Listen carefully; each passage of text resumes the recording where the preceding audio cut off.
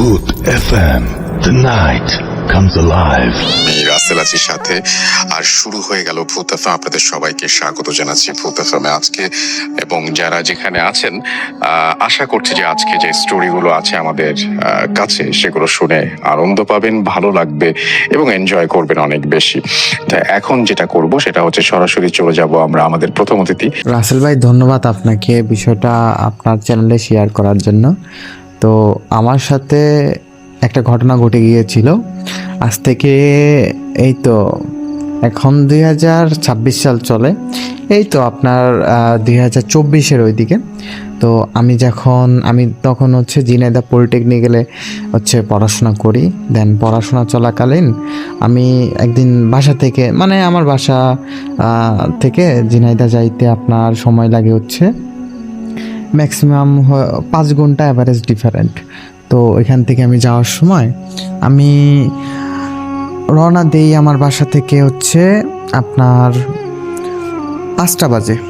দেন 5টা বাজে রওনা দেওয়ার পরে ওইখান থেকে আমি হচ্ছে আপনার একটা বাসে উঠি। তো বাসে ওঠার পরে হঠাৎ করে একটা মেয়ে দেখি কি আচমকা নাচতেছে। মেয়েটার বয়স আপনার কত হতে পারে, মিনিমাম 6 বছর। একটা ড্রেস পরা, ব্ল্যাক কালারের ড্রেস, নাচানাচি করতেছে। তাও আপনার অনেকটা ভিড়ের মধ্যে। আমি বলতেছি মেয়েটা হয়তো বা মানসিক কোনো প্রবলেম আছে, সে বিধায় হচ্ছে মেয়েটা এরকম নাচানাচি করতেছে।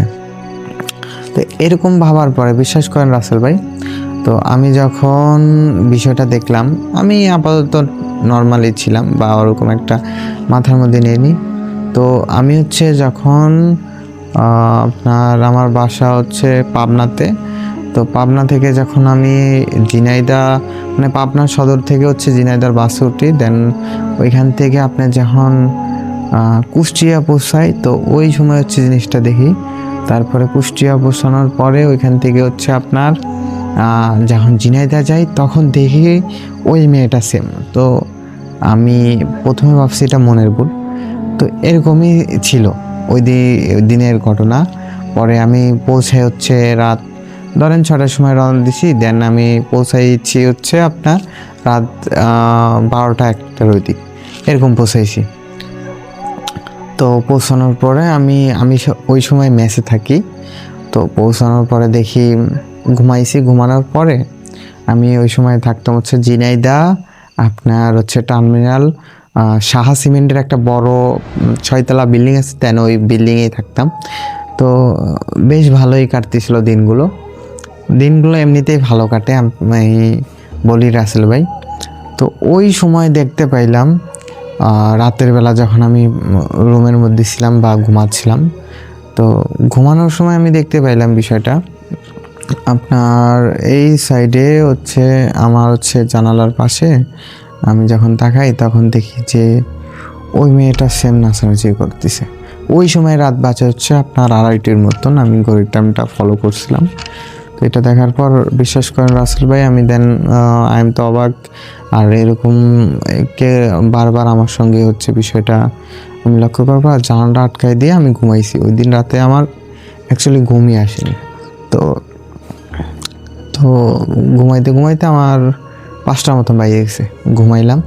ঘুমানোর পরে আমি সকালে ঘুম থেকে ওঠার পরে দেন আমি হচ্ছে ডে শিফটের স্টুডেন্ট। তো আমার সাবজেক্ট ছিল এনভায়রনমেন্টের ডিপার্টমেন্টের স্টুডেন্ট ছিলাম। তো এইখান থেকে আমি যখন ফ্রেশ হয়ে 12টার ওই দিক হচ্ছে ফ্রেশ হয়ে আপনার হচ্ছে নিচে নেমে হচ্ছে কলেজে যাওয়ার জন্য প্রিপারেশন নিয়ে আমার কলেজটা হচ্ছে 5 থেকে 6 মিনিটের মতন মেবি। তো যাওয়ার পরে আমি যখন টার্মিনালের নিচে নামি, দেন টার্মিনালের নিচে নামার পরে দেখি যে ওই সেম মেয়েটা।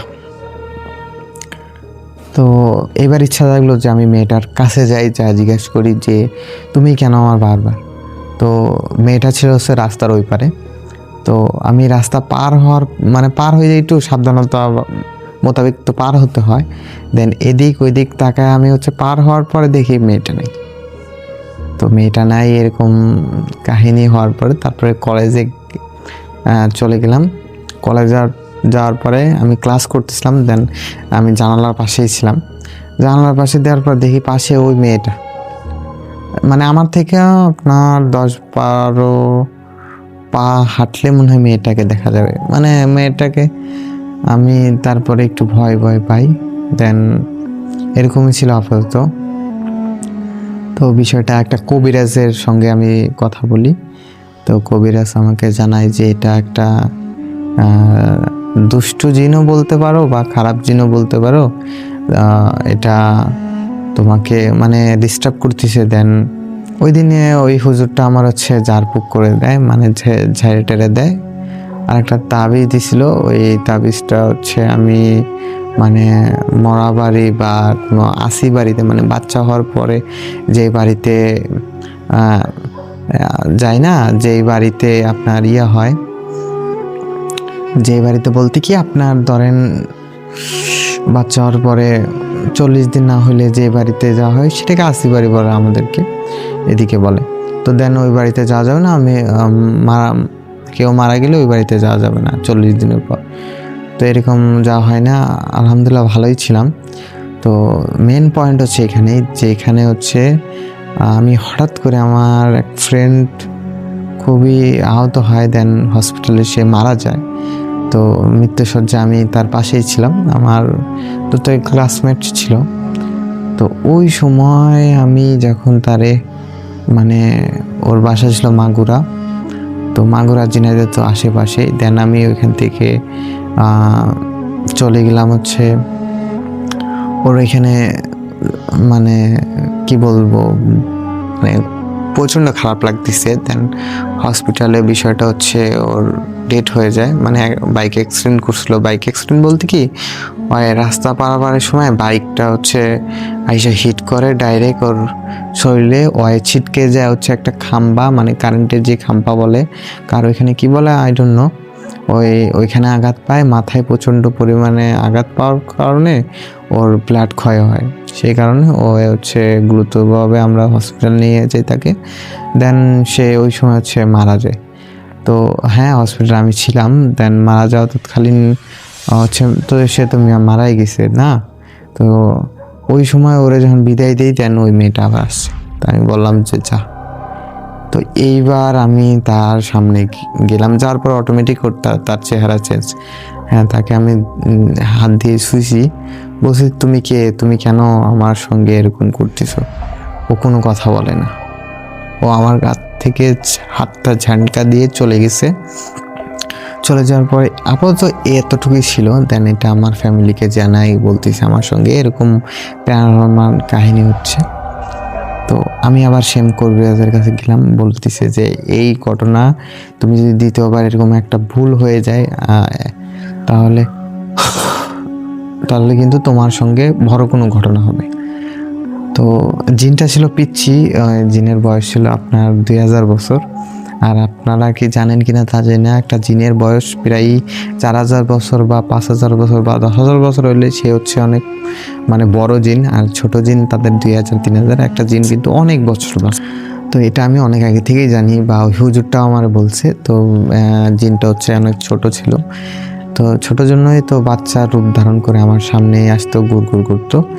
তো এতটুকুই ছিল মেন কথা। তারপরে হচ্ছে আমি হুজুরের সঙ্গে কথাবার্তা বলার পরে দেন বলতেছে যে এরকম ঘটনা আর যদি ঘটে তাহলে মনে করবা, মানে মরা বাড়ি বা আসি বাড়িতে তুমি যদি আবার ভুলক্রমে পৌঁছায় যাও, তাহলে মনে রাখবা যে এইবার তোমার লাস্ট সুযোগ, এরপরে কোনো একটা বড় ধরনের ঘটনা ঘটতে চলছে তোমার লাইফে। তো আমি সবসময় আতঙ্কের মধ্যে থাকতাম, বা এরকম ইয়াটা করতাম, সব কিছু মেনে চলার জন্য ট্রাই করতাম। তো এরকম করতে করতে আপাতত 1.5 মাস পরে আমার সঙ্গে একটা ঘটনা হয়ে যায়। মানে কোথায় থেকে, মানে আমি কোনো আসি বাড়িতে যাইনি বা আমি কোথাও যাইনি, আমার সঙ্গে আবার দেখি ওই মেয়েটা আমি একবার দেখাতে আমি বুঝতে পারছি সেই মেয়েটা। তবে আমি অতটা, আমি তো নিজের কাছে বলতেছি যে রাসেল ভাই বিশ্বাস করবেন না, আমি তো বুঝতেছিলাম যে আমি তো আসি বাড়িতে বা কোনো মৃত্যু সজ্জায় বাড়িতে যাইনি, মানে মারা যাওয়া বাড়িতে যাইনি। তো আমার সঙ্গে আমি অতটা ফিল করিনি। দেন আমি ওই কাহিনী, ওই মেয়েটা আবারও দেখছি। দেখার পরে আমি বুঝতে পারছি না কোনো জায়গায় ভুল হয়েছে। তো তারপরে আমার সঙ্গে আমার দিনকে এগুলা দেখার পর প্রচণ্ড পরিমাণে জ্বর আসছে, আমি মানে উঠতে পারিনি 2 দিন। প্রচণ্ড একটা রিক্সে আমি জীবনযাপন করছি। দেন হ্যাঁ, ওই দিনকে আমি সেই সময় ছিলাম সিঙ্গেল বেডে ছিলাম। তো আমার পাশে আরেকটা ফ্রেন্ডকে নিয়ে আসছি, যেহেতু আমার বিষয়টা আমি তারে জানাইছি। দেন ও আমার সঙ্গেই ছিল। তো ও আবার রাত জাগতো অনেক বেশি এবং ফ্রি ফায়ার গেম খেলতো। তো আমার পাশেই ও ছিল। তো আমি অনেক অসুস্থ, জ্বর আসছে। তো এরকমই কাটতেছিল। 2 দিন পর আমি আলহামদুলিল্লাহ অনেক আল্লাহর রহমতে সুস্থ হয়ে যাই। যাওয়ার পরে দেখা যায় যে হুজুরের কাছে আবার যাই। হুজুরের কাছে যাওয়ার পরে হুজুরকে বিষয়টা বলতেছে যে তোমার জ্বর, বিষয়টা বললাম, কই তোমার যে জ্বর আসছে এর থেকে বড় কিছু হবে সামনে। তবে এর জন্য আমি হুজুরের মাধ্যমে, হুজুরের কাছে একটা জিন ছিল, হুজুর এই জিনটাকে অনেক দিন ধরে পালতিছে। তো হুজুরের এই জিনটা আপনার হুজুরের মানে ঘাড়ে আনলো। আনার পরে ওই যে বাচ্চা জিনটারে ডাক দেওয়ার পরে বাচ্চা জিনটারে বলতেছে যে তোমার নাম কি। তো বাচ্চা জিনটা আপনার মানে আমার মাধ্যমেই আনা হয়েছে, আমার ঘাড়ে আসছিল।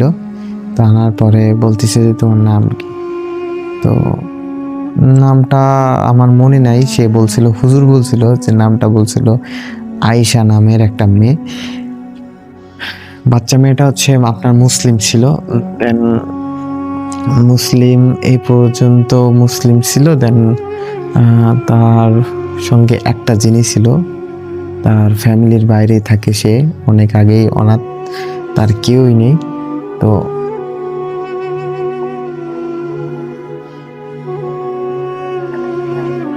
ছিল যে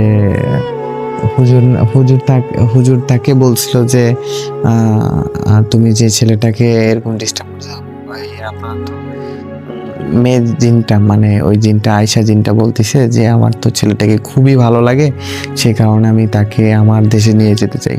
তো হুজুর অনেক বোঝানোর পরে হুজুর তাকে বলতেছে যে এরকম করিও না, ছেলেটা তো ভবিষ্যৎ আছে, তুমি তাকে ওরে বুঝাই টুজাই দেন খেদাই দেয়, কয় আর আসিও না। তারপরে এগুলা হুজুরের মুখে শুনছি, আমি তো সেই সময় মানে ওই ইয়ার কন্ট্রোলে ছিলাম, আমার মধ্যে তো আরেকজন ছিল। তারপরে চলে যাওয়ার পর আমি সেন্সলেস হয়ে পড়ি। তারপর অনেকক্ষণ বলতে কি 10 মিনিট পরে আমার জ্ঞান আসে, আমি আমার মধ্যে ফিরে আসি। এতক্ষণ তো আয়েশা নামের জিনের কন্ট্রোলে ছিলাম এবং কি জিনের রূপে ছিলাম। রূপে তো না, আমার রূপে ছিলাম, কিন্তু আত্মাটা ছিল এই আয়েশার আত্মা। তো রাসেল ভাই, আজকের কাহিনী আমার এই পর্যন্তই। ধন্যবাদ আপনাকে, আপনার চ্যানেলে আমাকে সুস্বাগতম করার জন্য। রাসেল ভাই ভালো থাকবেন, সুস্থ থাকবেন। আমার গল্প এই পর্যন্তই। দেখা হচ্ছে পরবর্তী কোনো এক গল্প আপনার কাছে।